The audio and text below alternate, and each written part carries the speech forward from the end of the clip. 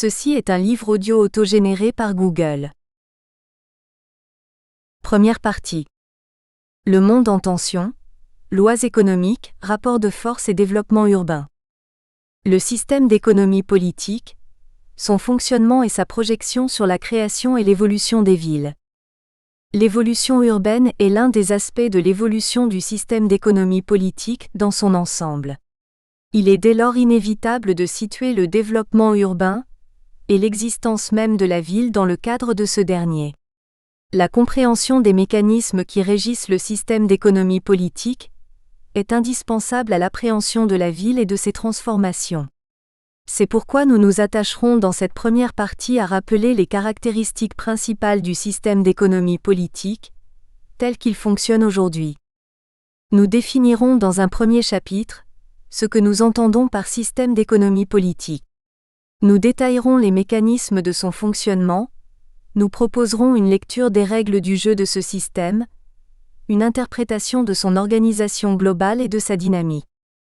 Le système d'économie politique qui fonde et surdétermine la ville a commencé à être défini et étudié à partir de la fin du XVIIIe siècle.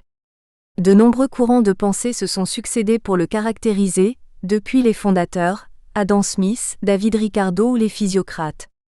Nous passerons en revue dans un deuxième chapitre les conclusions théoriques des plus importants de ces courants, à savoir les courants classiques, marxistes, néo-ricardiens et néoclassiques.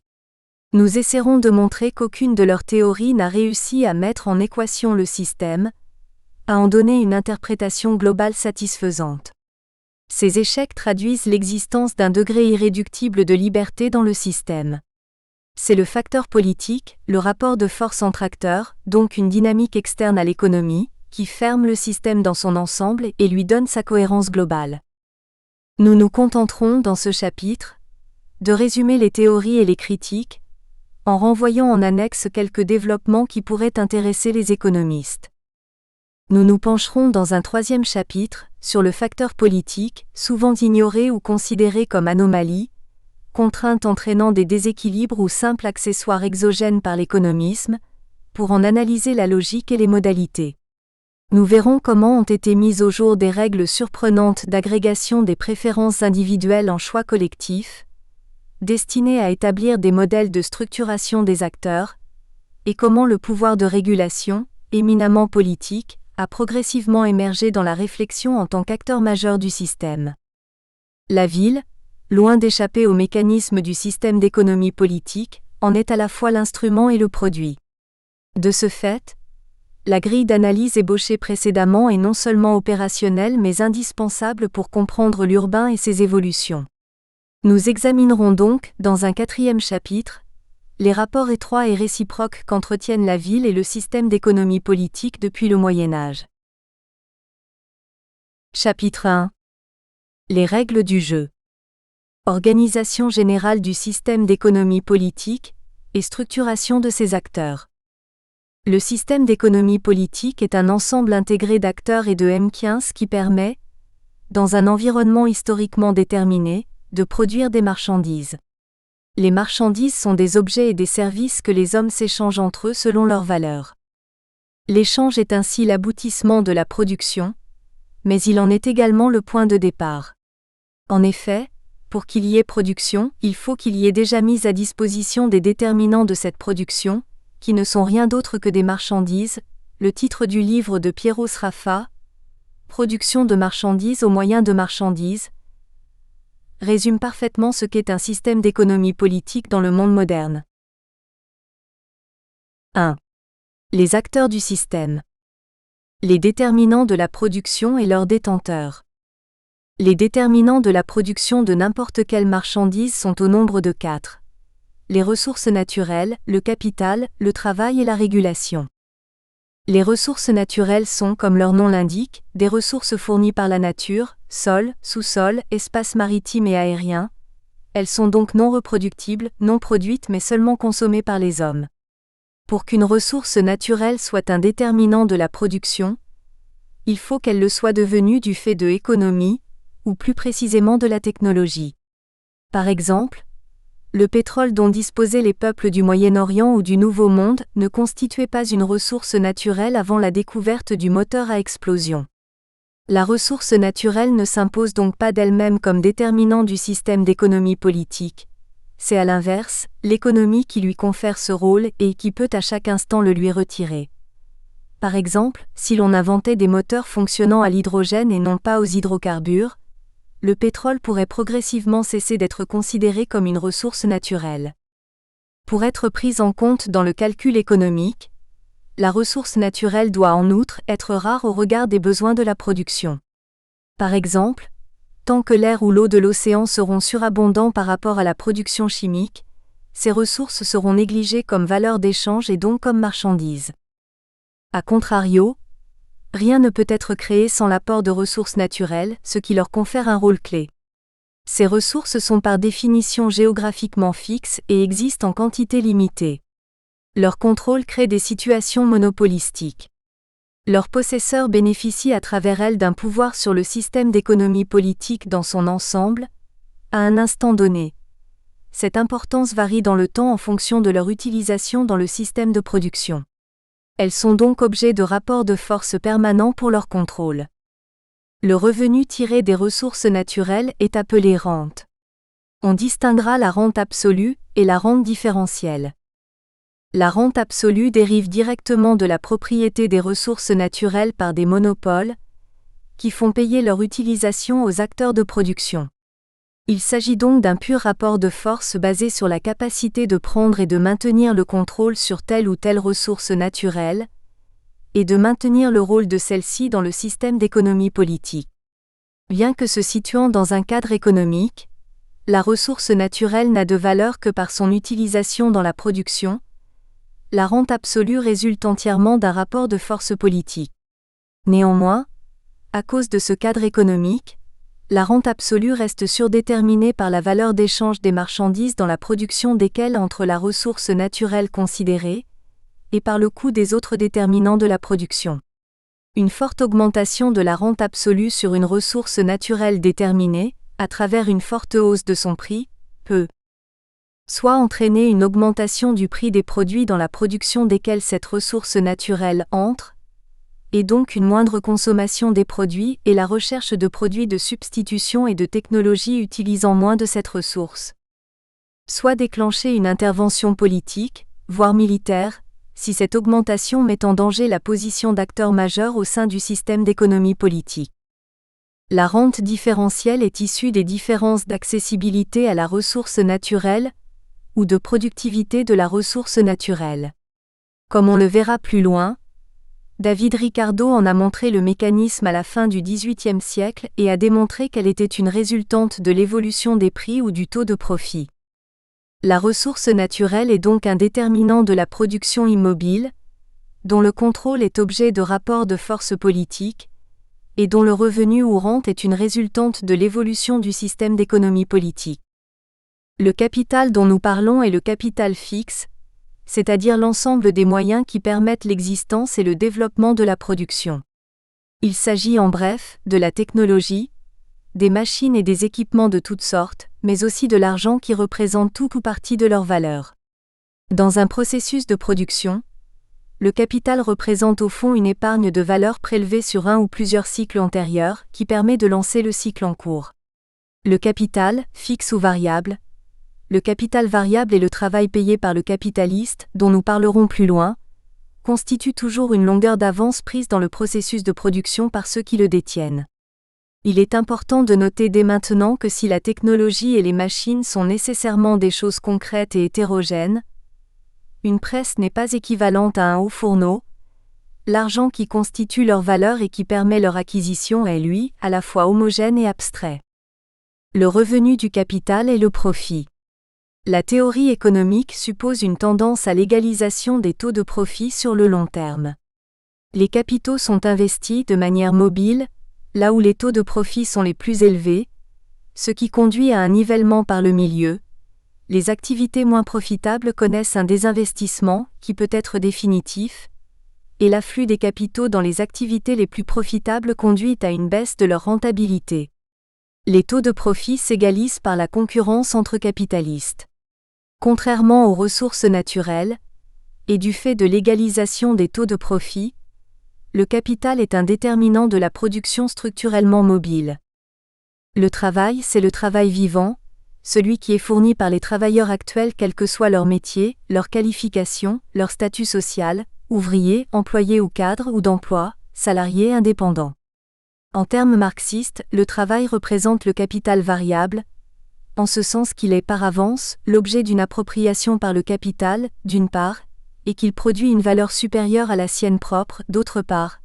La différence entre la valeur de la marchandise produite et la valeur du capital variable constituant la plus-value capitaliste. Le revenu du travail sera appelé salaire, même s'il peut prendre des formes diverses, salaire, émolument, honoraire, cachet, prime, avantage, etc.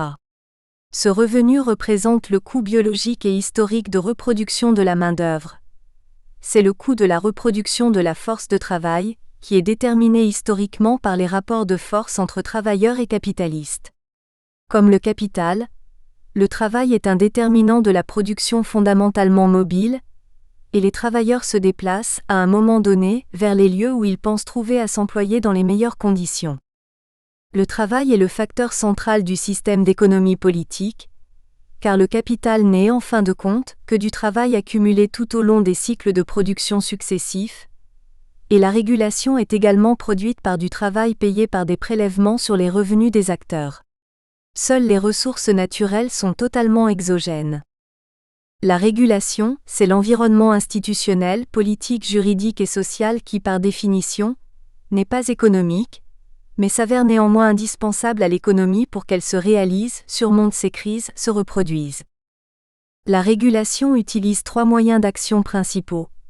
Le prélèvement de l'impôt, qui constitue le revenu de la régulation, sur les autres acteurs, capitalistes, travailleurs et propriétaires de ressources naturelles, la redistribution au travers des dépenses et services publics et la réglementation des rapports entre acteurs de production. La forme et l'ampleur de l'utilisation de ces leviers est très variable dans le temps et dans l'espace, car elle est déterminée par des rapports de force, c'est-à-dire par le système politique. Dans l'élaboration de la régulation, le régulateur subit des pressions et des influences multiples, émanant des 3 autres catégories d'acteurs, et il est lui-même issu de l'un de ces groupes, voire de plusieurs. Ainsi, la production de régulation ne reflète pas un échange marchand, mais comme la mise à disposition des ressources naturelles, réalise un rapport de force qui influencera l'évolution du système d'économie politique dans le sens des acteurs qui auront su dominer à un moment donné. La régulation est par définition limitée au territoire sur lequel elle s'applique, et n'est mobile que par conquête, imparfaitement et à des coûts souvent prohibitifs, résistance des cultures et des systèmes politiques locaux. Le pouvoir de régulation essaie continuellement, sans jamais y parvenir totalement, de limiter la mobilité du capital et du travail, afin de conserver un certain contrôle sur eux. Ces tentatives peuvent passer par des mesures soit incitatives, avantages, guerre fiscale entre territoires, etc., soit coercitives, limitation des mouvements de capitaux, de biens et de personnes. 2. Production, revenu, consommation, accumulation. Le triptyque du système d'économie politique. Les 4 déterminants de la production sont, à l'intérieur précisément de cet environnement réglementaire qu'organise la régulation, détenus par des catégories d'acteurs que nous appellerons les acteurs de production. Ces acteurs représentent des catégories sociales structurées dans un cadre politique historiquement déterminé. Dans le monde actuel, il s'agit des propriétaires de ressources naturelles, des capitalistes, des travailleurs et des autorités de régulation. On l'a vu, chaque catégorie sociale reçoit un revenu spécifique, les propriétaires encaissent une rente, les capitalistes un profit, les travailleurs un salaire et les autorités de régulation prélèvent un impôt. La valeur de l'agrégat national, ou mondial, de toutes les marchandises produites au cours d'une période, généralement l'année, que l'on nomme produit national ou mondial, est nécessairement égale au revenu de l'ensemble des acteurs du système d'économie politique, c'est-à-dire des acteurs de production appartenant aux 4 catégories mentionnées ci-dessus. Le système d'économie politique fonctionne ainsi comme un système intégré et simultané. Production, revenu, consommation, accumulation. La production de biens et services s'effectue à travers la combinaison des 4 déterminants de la production. Chacun de ces déterminants est aux mains d'acteurs de production, qui en tirent leurs revenus. Ce revenu permet aux acteurs de consommer la production, dans un processus d'échange simultané. Une partie du revenu n'est pas consommée, mais accumulée par ceux des acteurs qui le peuvent et le souhaitent. Investie et devenant capital, cette épargne permet la production de biens et services additionnels, c'est-à-dire de richesses supplémentaires. On peut le résumer dans l'équation d'équivalence suivante. Produit national égale revenu de l'ensemble des acteurs. Égale consommation totale plus épargne, accumulation. L'ensemble s'équilibre grâce à un système de prix, des produits et de revenus, des acteurs de production. Le système d'économie politique est un processus circulaire et expansif, qui peut être représenté par le schéma suivant. Les comportements des acteurs, et les variations de prix et de revenus qui en résultent, constituent une infinité de mouvements browniens qui conduisent à la détermination de la dynamique macroscopique du système. Les prix et les revenus sont les variables d'équilibre du système, en ajustement permanent au niveau de chaque bien ou service et au niveau général du système. Autrement dit, le système ne peut pas être pensé comme stable. Il est en mouvement perpétuel, et sa résultante est l'accumulation de richesses. Cela ne veut pas dire que le système est condamné à créer toujours et partout plus de valeur qu'il n'en détruit. Cela veut tout simplement dire qu'à long terme le système, pour survivre, est poussé dans le sens de l'accumulation de richesses. Le système d'économie politique capitaliste est un système de reproduction élargi, intrinsèquement expansionniste. Comme le territoire sur lequel il s'applique n'est pas infini, il a une tendance organique à pénétrer et à détruire tous les autres systèmes. C'est ce phénomène d'expansion continue qui s'est traduit géographiquement au cours de l'histoire par la pénétration progressive de ce système aux 4 coins du monde, jusqu'à le dominer entièrement. Le mécanisme de formation des prix est la question centrale du système d'économie politique, car il détermine en même temps la répartition du revenu et donc les rapports entre les acteurs de production. Ces rapports sont-ils régis par des relations stables, objectives, par des lois économiques ? Les rapports entre propriétaires, capitalistes, travailleurs et autorités de régulation, et leurs évolutions, obéissent-ils à des règles établies, conscientes ou inconscientes ? Ou bien sont-ils le fruit de la confrontation et du rapport de force ? Existe-t-il des lois du marché qui structurent nécessairement les rapports entre acteurs et les revenus de chacun d'entre eux ? Une main invisible, qui assure ou n'assure pas un optimum ? Ou ces rapports sont-ils le résultat de l'affrontement conscient ou inconscient des acteurs de production ? C'est une question majeure et politiquement structurante, qui a un impact fondamental sur la compréhension du système d'économie politique. C'est pour cette raison que les économistes se sont efforcés depuis plus de 2 siècles d'y apporter une réponse. Adam Smith, David Ricardo, Karl Marx, Léon Walras, Vilfredo Pareto, Alfred Marshall, Piero Sraffa et leurs disciples et successeurs ont tous essayé de trouver une solution au système, de déterminer par le calcul rationnel les conditions et points d'équilibre du système d'économie politique, d'en expliquer et prévoir les évolutions. Nous examinerons dans le chapitre suivant les principales tentatives de la théorie économique pour y parvenir. Et nous verrons que tout y échoue. Pourquoi ? Parce que la solution du système n'existe pas. Le système d'économie politique est autant politique qu'économique, et les rapports de force politique entre acteurs introduisent un degré d'imprévisibilité. L'évolution du système est nécessairement indéterminée. Chapitre 2. L'économie, un système sans solution. Les tentatives infructueuses pour résoudre un système d'équations. Il n'y a pas, pour approfondir la compréhension du système d'économie politique, de chemin plus court que de passer en revue les hypothèses et les conclusions posées ou établies au sujet de la détermination des prix et des revenus, dans le cadre des différentes théories d'économie politique. Les économistes se sont depuis la naissance du capitalisme demandé pourquoi les marchandises valent ce qu'elles valent, et pourquoi la distribution des revenus se fait comme elle se fait.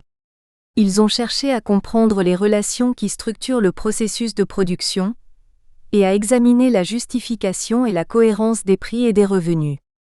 En résumant la théorie ricardienne de la rente, la théorie classique de la valeur travail, la théorie marxiste de la valeur et de la plus-value, la théorie néo-ricardienne de Sraffa concernant les prix de production et l'étalon valeur, et enfin la théorie néoclassique de l'utilité marginale ou de l'offre et de la demande. Nous essaierons de montrer que toutes ces théories échouent, d'une manière ou d'une autre, dans leur volonté d'expliquer de manière exclusivement rationnelle et mécanique la formation des prix des marchandises et des revenus des acteurs de production.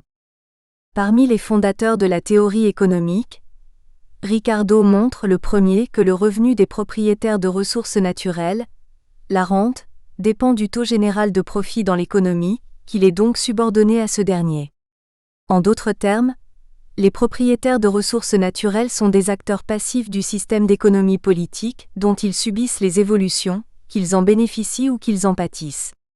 Tous les économistes après Ricardo, que ce soit les néoclassiques, les marxistes ou les néo-ricardiens, seront donc fondés à concentrer l'essentiel de leurs analyses sur les seuls revenus du capital, profit et du travail, salaire. Le rôle essentiel de la régulation ne commencera à être étudié qu'à partir du milieu des années 1970. Dans leur recherche de l'explication de la valeur, les économistes se sont scindés grosso modo en deux branches, l'une partant de la production et l'autre de l'échange ou marché. Les classiques Smith, Ricardo, et à leur suite Marx et leurs disciples, ont cherché à définir la valeur des choses à partir du travail, c'est-à-dire de la production. Le travail acquiert un statut particulier au sein du système, avec la difficulté de quantifier ou valoriser et homogénéiser en travail abstrait des types de travail foncièrement hétérogènes et concrets. Les néoclassiques, Walras, Pareto, Marshall et bien d'autres, sont partis de l'utilité des choses pour établir leur valeur. Dans ce système, tout est marchandise, tout a un prix, y compris le travail et l'ensemble des déterminants de la production qui deviennent des marchandises comme les autres.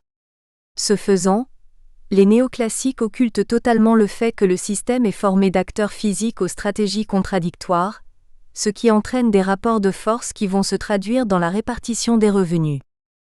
Pour se constituer et se justifier, pour donner l'apparence du rationnel, toutes ces théories sont obligées, de manière consciente ou inconsciente, de faire appel à l'idéologie, une vision dogmatique de la nature humaine, ou au militantisme politique, qui est une autre forme de l'idéologie, une invocation des rapports conflictuels entre les classes sociales dans leur positionnement collectif respectif au sein du système. Autrement dit, l'économique est un système auquel il manque inexorablement quelque chose, et ce quelque chose se situe en dehors de la rationalité économique proprement dite, puisqu'il fait appel au désir de collectivités humaines, désir formulé en termes idéologiques et ou politiques de vision du monde et ou de rapports de force institutionnels.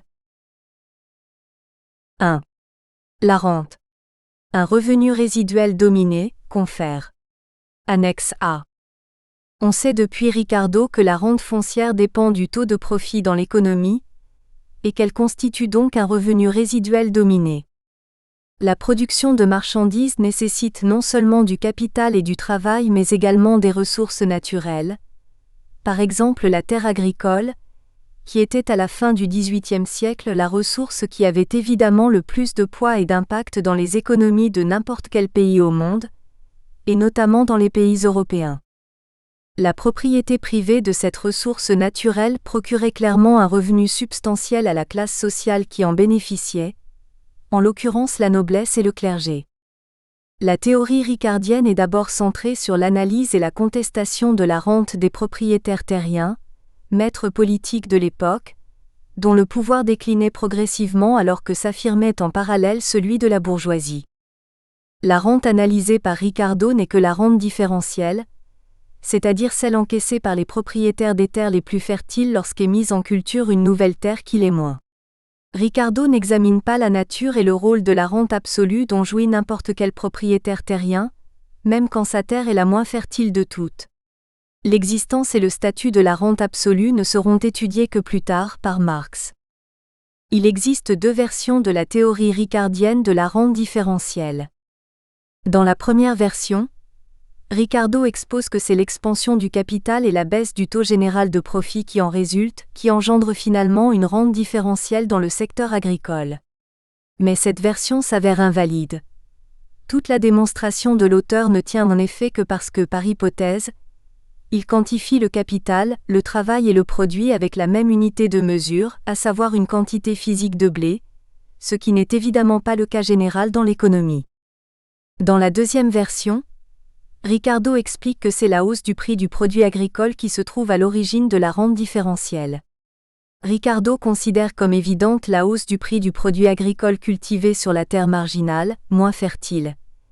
Il faut plus de capital et de travail pour produire la même quantité, donc la quantité de travail, direct et indirect, incluant le capital, incorporé dans la marchandise augmente, donc son prix augmente. En vérité, c'est là une fausse évidence, car une augmentation des quantités de travail et de capital sur la terre marginale, suite à la baisse de rendement sur cette terre, peut parfaitement être compensée par une baisse des prix des biens capitaux et des biens salaires. En d'autres termes, une baisse de la valeur du capital fixe et variable engagé dans la production sur cette terre agricole. Par exemple, si le prix du blé augmente, et que les travailleurs sont payés en blé, le prix des autres marchandises dont ils ont besoin, vêtements, autres denrées alimentaires, logements, etc., baisse par rapport au blé, donc on peut donner moins de blé aux travailleurs qui avec cette quantité moindre pourront acheter la même quantité des mêmes marchandises. Et donc même s'il faut plus de travail, cela n'implique pas nécessairement une augmentation de son coût global. Or, c'est bien la hausse supposée du prix du produit agricole sur la terre marginale, et donc également sur le produit des autres terres cultivées qui expliquerait, selon Ricardo, la formation ou l'augmentation de la rente différentielle sur toutes les autres terres déjà exploitées et donc plus fertiles. Dans la deuxième version de la théorie ricardienne de la rente, c'est la hausse du prix du produit agricole sur la terre marginale qui devient l'élément explicatif de la rente, alors que dans la première version c'était la baisse du taux de profit qui occupait la position centrale dans l'explication, mais aucune d'entre elles ne parvient à expliquer rationnellement le niveau de la rente. On peut cependant retirer de l'ensemble des analyses de Ricardo que la rente ne détermine pas la valeur des marchandises, qu'elle est au contraire déterminée par celle-ci. La rente foncière, et par extension les revenus liés à quelque ressource naturelle que ce soit, est bien un revenu résiduel, c'est la différence qui reste entre les coûts de production, incluant le profit, et le prix de vente de la marchandise, est dominé. Il dépend des coûts de production, du taux de profit et du prix de vente, qui ne sont jamais déterminés par les propriétaires de ressources naturelles. La détermination de la rente présuppose la détermination des prix, ou valeur d'échange, et du profit. Nous pouvons donc faire abstraction de la rente et considérer, pour simplifier l'analyse, que la totalité du produit net est constituée de profit. À partir de Ricardo, la rente sera donc exclue des réflexions économiques, qui se concentreront pendant longtemps sur les deux autres déterminants de la production identifiés, le capital et le travail, et sur la valeur d'échange des marchandises. Une chose est désormais claire. Une théorie correcte de la répartition des revenus, c'est-à-dire aussi bien de la rente que du profit et du salaire, présuppose une théorie correcte de la valeur d'échange des marchandises. On ne peut pas déterminer les revenus des acteurs de production sans déterminer le prix des marchandises. Mais une théorie de la valeur d'échange, des prix des marchandises, reste à élaborer. C'est ce à quoi vont s'essayer les économistes durant 2 siècles, se divisant en 2 grands courants de pensée, ceux qui partent de l'analyse de la production à la suite des classiques, et ceux qui se basent sur l'utilité des marchandises, les néoclassiques. 2. La valeur serait le travail, confère. Annexe B. Les tentatives de définition de la valeur des marchandises par le travail et les techniques de production. Ayant éliminé la rente comme facteur explicatif, certains économistes ont procédé à la mise en équation des quantités de marchandises produites et de leur valeur, d'une part, avec les quantités des déterminants permettant de les produire, à savoir le capital et le travail, et leurs revenus, profits et salaires, d'autre part. L'objectif restait le même, mettre au jour des lois économiques expliquant la création et la répartition des richesses, c'est-à-dire la valeur des marchandises produites et le niveau de revenus des acteurs de leur production. Tous les économistes étudiant le problème du point de vue de la production mirent le travail au centre de leurs recherches. Les premiers à se pencher sur la question furent les classiques, Adam Smith et sa valeur travail commandée, et David Ricardo avec son concept de valeur travail incorporée. Mais aucun des deux n'a apporté de réponse indiscutable. À leur suite, Karl Marx introduit une réflexion critique sur des postulats économiques jusqu'alors considérés comme des évidences, mais en construisant un concept de plus-value sans utilité opératoire, il ne réussit pas plus que ses aînés à résoudre l'équation économique. Plus récemment, et dans la lignée des précédents, l'économiste Piero Sraffa tenta sans succès de construire et résoudre un système fermé d'équations de production, donc encore une fois d'expliquer mécaniquement les niveaux de prix des marchandises et de revenus des déterminants de production, salaire et profit. Ainsi, l'ensemble des théories de la production n'ont pas permis de construire de lois rationnelles qui permettraient de déterminer le système économique, ni même de prouver qu'il serait possible de l'expliquer rationnellement. Au-delà des failles spécifiques de chacune des théories, la faiblesse récurrente de tout ce courant de pensée est que, mettant le travail au cœur de l'économie, le capital n'étant lui-même que du travail congelé sous forme d'argent ou de biens, elle postule toute l'existence d'un travail abstrait homogène. Or le travail est une donnée essentiellement hétérogène, non seulement en fonction des qualifications, du statut, du métier des travailleurs, mais à l'extrême, en fonction de chaque travailleur. La valeur du travail de chacun est extrêmement variée et dépend de l'adéquation de ses capacités avec les besoins du moment du système d'économie politique. Il est déjà impossible de comparer le travail d'un chirurgien avec celui d'un maçon, mais il l'est encore plus de mettre côte à côte, d'additionner ou de soustraire le travail d'un webmaster du XXIe siècle et celui d'un typographe du XIXe. 1. Il existe à la base de la théorie classique de la valeur d'échange des marchandises deux concepts de valeur-travail, l'un élaboré par Adam Smith et l'autre par David Ricardo. Pour Smith, la valeur d'échange est déterminée par la quantité de travail que cette marchandise peut commander, c'est-à-dire acheter à son tour. C'est la valeur travail commandée. Pour Ricardo, la valeur d'échange d'une marchandise est déterminée par la quantité de travail nécessaire à la production de cette marchandise. C'est la valeur travail incorporée. Essayons d'expliciter le contenu et les limites de ces deux concepts. Le concept de valeur travail commandée débouche sur un raisonnement circulaire. En effet, si la quantité de travail commandé est un résultat de l'échange, elle ne peut évidemment pas déterminer la valeur d'échange. Le concept de valeur travail incorporée implique quant à lui l'absence d'un taux uniforme de profit dans toutes les branches et nie donc l'existence d'une concurrence intercapitaliste. La théorie ricardienne prétend en effet expliquer la valeur d'échange des marchandises indépendamment de la répartition du revenu, plus précisément du taux de profit, puisque le capital comme le travail sont transformés en valeur travail incorporée et que c'est et le total de cette valeur travail incorporée qui définit la valeur du produit, et non pas sa répartition entre salaire et profit. Du coup, elle ne peut pas expliquer l'existence d'un taux de profit uniforme à travers toutes les branches de l'économie puisqu'elle est indépendante du taux de profit. La théorie classique de la valeur et de la répartition pose sans doute des problèmes pertinents et fondamentaux, mais elle est cependant dans l'incapacité de les résoudre. 2. La théorie marxiste de la valeur et de la plus-value est une critique du système d'économie politique, qui le laisse totalement indéterminé. La théorie marxiste s'affirme comme un prolongement de la théorie classique, mais se présente également comme une critique radicale du système d'économie politique capitaliste, qu'elle considère comme un système d'oppression d'une classe sociale, celle des travailleurs, par une autre, celle des capitalistes, un système d'exploitation de la première par la deuxième. Pour le marxisme, ce système n'est pas un système de production naturelle mais un système historiquement déterminé, donc appelé à évoluer par la seule volonté des hommes.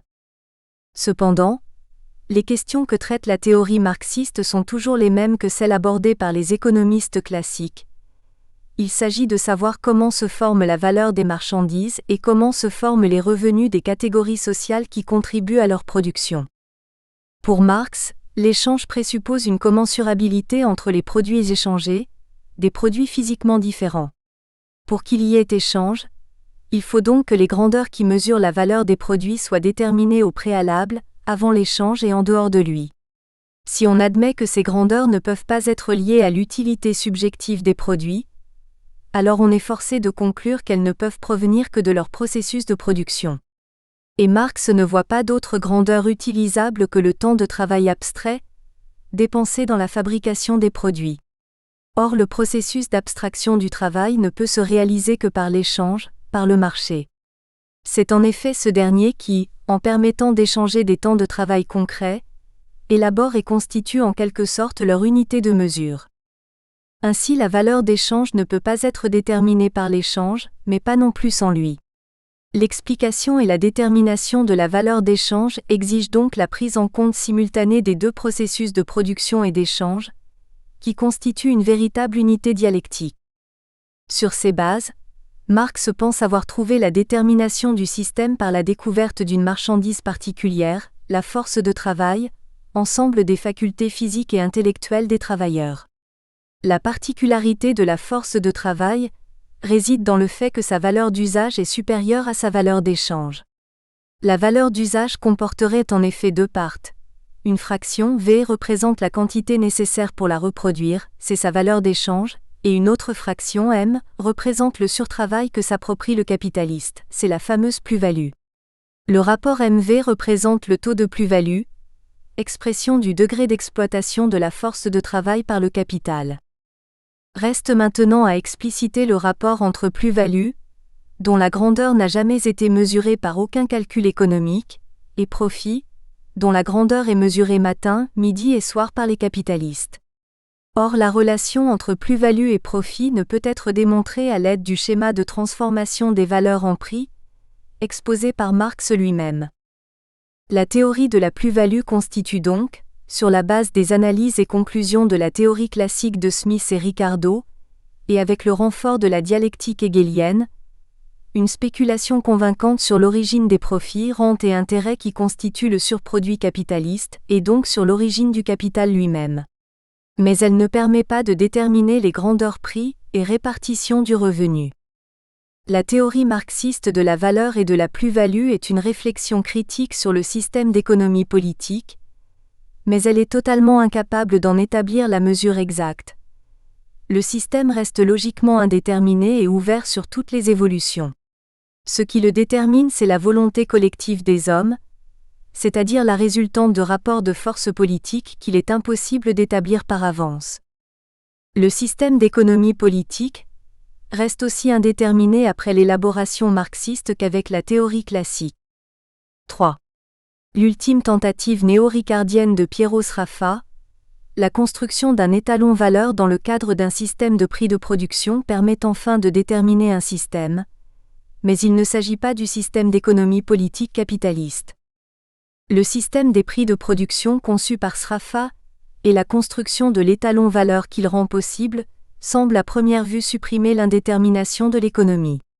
En fait, il n'en est rien car l'étalon de Sraffa change chaque fois que le taux maximum de profit dans l'économie change, ce qui rend la comparaison des prix qui s'établissent à divers stades de la concurrence capitaliste impossible.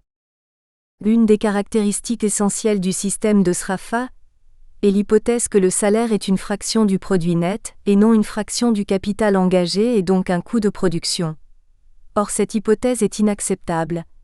Le salaire n'est catégorie de la répartition que parce qu'il est catégorie de la production.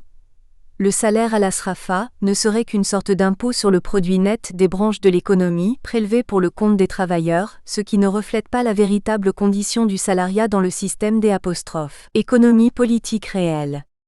En effet, le capitaliste paie bien un salaire au travailleur sur son capital, préalablement à la vente de la marchandise produite, et il immobilise donc de l'argent et en attend un profit. Ainsi, toutes les tentatives pour établir rationnellement les prix des marchandises et la répartition du revenu entre capital et travail à partir du système de production et sur la base de la valeur travail, se sont soldées par des échecs. 3. La valeur serait l'utilité, confère. Annexe C. L'offre et la demande, la théorie marginaliste et autres avatars de la pensée néoclassique dominante, tentative de définition de la valeur des marchandises par l'utilité et la productivité marginale. La théorie néoclassique des prix et du profit est la théorie dominante dans la phase actuelle du système d'économie politique. C'est l'horizon indépassable de l'économie libérale qui s'étend sur toute la planète. Cette théorie est en symbiose totale avec le système.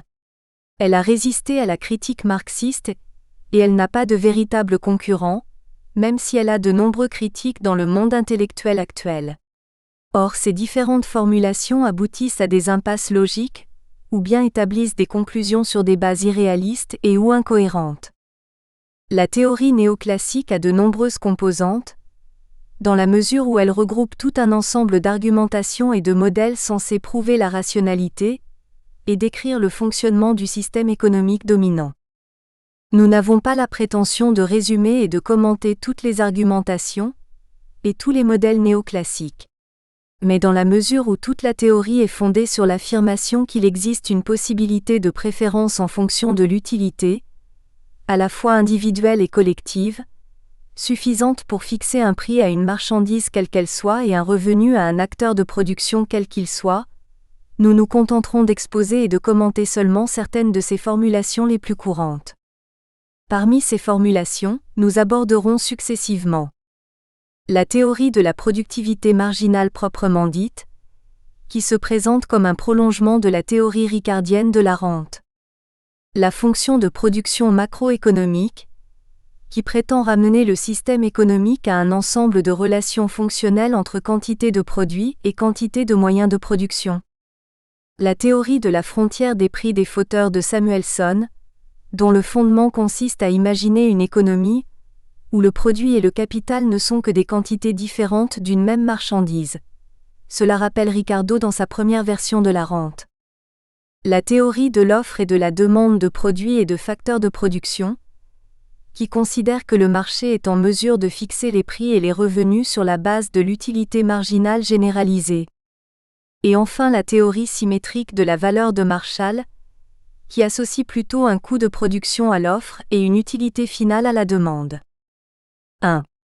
La théorie de la productivité marginale a comme point de départ l'idée que la production d'une marchandise se fait avec des facteurs de production, pour simplifier, du capital et du travail, et prétend expliquer le prix d'un facteur à partir du principe unique de sa productivité marginale, dans une situation donnée. La productivité marginale d'un facteur est mesurée par le supplément de production obtenu par l'emploi d'une unité additionnelle de ce facteur, les quantités des autres facteurs restant inchangées. Elle ne s'explique donc pas par la plus ou moins grande efficacité intrinsèque de la dernière unité de facteur utilisée, mais par la proportion dans laquelle ce facteur est combiné avec les autres. Il est de tradition d'interpréter la théorie de la productivité marginale comme une généralisation de la théorie ricardienne de la rente foncière. En fait, il n'en est rien. En effet, dans la théorie ricardienne, la productivité de la dernière unité de terre mise en culture ne dépend nullement de sa combinaison avec les autres facteurs de production. Elle dépend uniquement de sa fertilité naturelle. Or la théorie de la productivité marginale suppose le contraire. En outre, et pour être en mesure de parler de combinaison de facteurs, la théorie néoclassique suppose des facteurs physiquement homogènes. L'unité marginale est exactement similaire aux autres unités du même facteur, ce que la terre n'est justement pas. La terre marginale de Ricardo est tout particulièrement hétérogène par rapport aux terres fertiles exploitées avant elle. Puisqu'elle est moins fertile, elle est donc loin d'être exactement similaire aux autres terres. D'entrée de jeu, la théorie néoclassique définit une relation fonctionnelle entre la productivité marginale d'un facteur et la quantité utilisée de ce facteur. Par exemple, plus grande est la quantité utilisée d'un facteur, moins il est productif, toutes choses égales par ailleurs. Or il n'existe pas une telle relation dans les rendements des terres agricoles. Ces derniers dépendent de la qualité naturelle des terres et non de la quantité utilisée. Il peut parfaitement y avoir une grande quantité de terres fertiles et très peu de terres moins fertiles, ou inversement. La notion de productivité marginale néoclassique n'est donc pas du tout identique à la notion ricardienne de rendement décroissant des terres mises en exploitation. Il existe une autre différence majeure entre la théorie ricardienne et la théorie de la productivité marginale. La première admet et affirme l'existence d'un surproduit, différence entre la valeur du produit global et celle du travail engagé pour sa production, alors que la deuxième occulte complètement l'existence d'un surproduit. La théorie de la productivité marginale affirme en effet que le profit est un revenu de même nature que le salaire, et non un prélèvement sur le produit du travail. Plus généralement, les revenus des facteurs peuvent, selon cette théorie, être tous considérés comme des résidus, lorsque les quantités de ces facteurs sont alternativement posées comme fixes. Autrement dit, si le profit est un prélèvement sur le produit du travail, alors le salaire est un prélèvement sur le produit du capital. 2. La fonction de production macroéconomique se propose de déterminer la répartition, taux de profit et taux de salaire, à l'équilibre de concurrence correspondant à un stock donné de techniques et de facteurs de production, sur la base de la productivité marginale de ces facteurs. Pour que la contribution productive du facteur capital puisse être mesurée, il faut quantifier le capital lui-même. Or il n'existe pas d'autre possibilité pour quantifier ce facteur composé de quantités de marchandises forcément hétérogènes, que de recourir à la valeur de l'agrégat de marchandises qui le compose. La quantité de capital à l'équilibre étant nécessairement exprimée en valeur, ne peut pas être connue avant que ne soit connu le taux de profit à l'équilibre, qui est ce que l'on cherche à déterminer. La théorie de la productivité marginale, formulée au moyen de la fonction de production macroéconomique, s'enferme ainsi dans un raisonnement circulaire. Dans ces conditions, c'est le concept même de fonction de production en tant qu'ensemble de relatons techniques entre quantités observées, à la fois de capital et de produit, qui s'avère contradictoire avec le concept de productivité marginale du capital qui ne sait pas faire autrement que d'exprimer la quantité de ce facteur en valeur. Lorsque le capital est exprimé en valeur, les prix relatifs des marchandises qui le composent dépendent évidemment du taux général de profit dans l'économie. On est obligé de réintroduire l'échange, qui suppose connu le taux de profit, qui est ce que l'on cherche à déterminer. Dans ces conditions, la productivité marginale du capital devient nécessairement indéterminée, puisqu'une même valeur du capital peut être compatible avec plusieurs techniques de production différentes.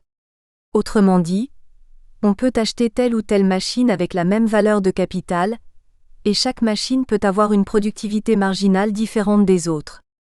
3. La théorie de la frontière des prix des facteurs de Samuelson est élaborée en stipulant que les facteurs de production et le produit ne sont que des quantités différentes d'une même marchandise, ce qui est pour le moins réducteur. C'est une manière d'occulter l'hétérogénéité des biens capitaux, entre eux et par rapport à la marchandise produite. Samuelson pense que cela n'est pas essentiel, puisque sa théorie se réfère à un modèle économique qui n'est pas forcé de refléter exactement la réalité. Ce type de raisonnement peut mener très loin, et il est d'ailleurs à la base de la plupart des modèles qui prétendent expliquer la réalité et en fait, lui substituent un modèle imaginaire pour ne pas buter sur son indétermination fondamentale.